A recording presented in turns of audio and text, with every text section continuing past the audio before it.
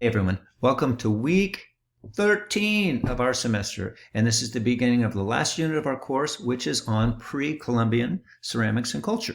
And it is also kind of a transitional week because this week the only clay work you're going to be doing will be to finish your funk busts. So it's a little bit of a crossover. So while you're completing your funk busts and posting them as completed at the end of this week, all of the research and thinking about your ideas for the upcoming things will be for our next unit. So let's go down through your list of what you're going to accomplish this week and how you'll be spending your time. First of all, as I just said, your task as far as clay work is to complete your bust so that it's ready to be fired.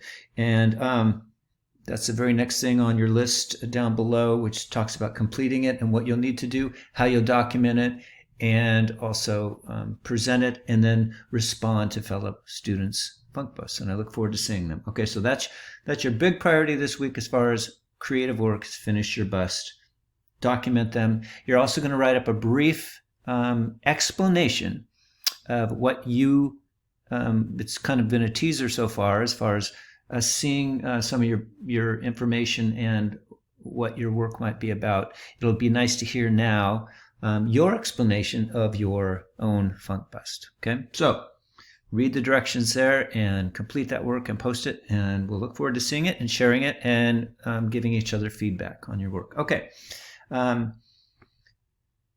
Next is we're going to launch off into planning for our last creative clay project, which will be to make a ritual vessel. And along those lines, there's readings this week, and there'll be videos and all kinds of things talking about Mayan culture and Moche culture and how those translated into the objects that they made. And we're going to be riffing off of one of the common objects for both Mayan and Moche culture, which was the ritual vase. So there's a lecture. One of the first things on the list this week is a lecture that I put together on the ritual vase. And there are so many types that we broke it down into animals, figures, and busts. So you can spend a whole lifetime, and some anthropologists do, studying and trying to decipher the meanings and the subtle nuances and innuendos of meaning of each of the different genres of ceramics alone throughout pre-Columbian America, but also specifically of the Mayas and Moches. We're going to just simply look at different animals that were depicted and different figures that were depicted and different busts that were depicted in the forms of vases and ritual vases. They all have stories behind them. But the point is, you're going to create a small vase. You don't need to start it this week. All this week is about thinking about the ideas for it, right? And you're going to create a small vase. It can be a bottle, and you'll see examples of bottles. It could be a vase to put flowers in or something. That's fine. But it'll be some kind of a vase container, and it will be relatively small. So don't worry about actual construction. Worry about the ideas. That's the most important thing. And honing the idea down to, oh, this is what I want to do. I want to do this animal or this figure or this bust, as a vase, as a small vase. And I'm thinking about the size of a grapefruit is the amount of clay you need to make the body of your this last clay assignment. Okay. All right. So look through the lecture on ritual vases, and that'll be really self-evident. Give you a zillion ideas. And then in the R&D this week, there's even more ideas. There's all kinds of websites to go to for museums on pre-Columbian art, and specifically Moche, Mayan, all that kind of thing. So look at the lecture and then do the R&D. And the R&D is about looking for images, responding to them, and lastly, coming up with drawings, specifically a pair of drawings, a front view and a side view of the vase you would like to make.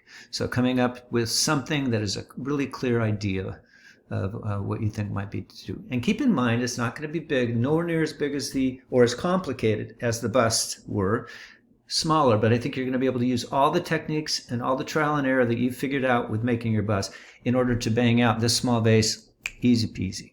All right. And you can do it with coiling, or the way I tend to do those kind of small projects, I just make them solid until I like the way it looks, and I hollow it, and then I put on a spout for a bottle, or the top for a flower vase or something, and it's done, right? So you're going to be able to decide how you want to build it, but now is not the time to start building.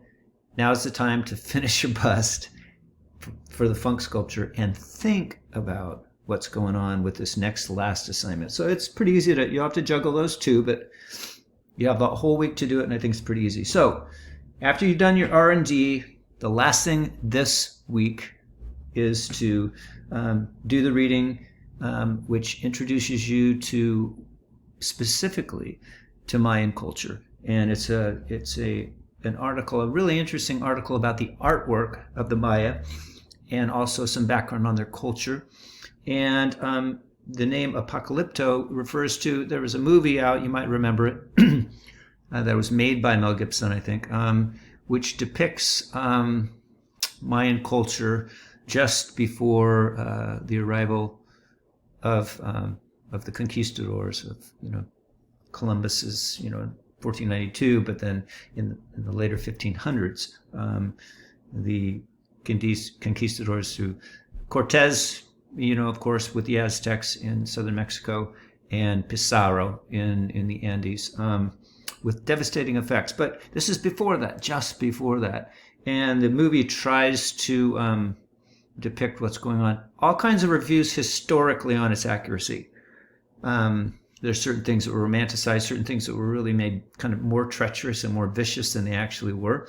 But if you get the chance, it's worth a look simply for the artifacts. So if you can find it on Netflix or on YouTube or something like that, Apocalypto, the artifacts in it are just incredible. A little bit gruesome, honestly.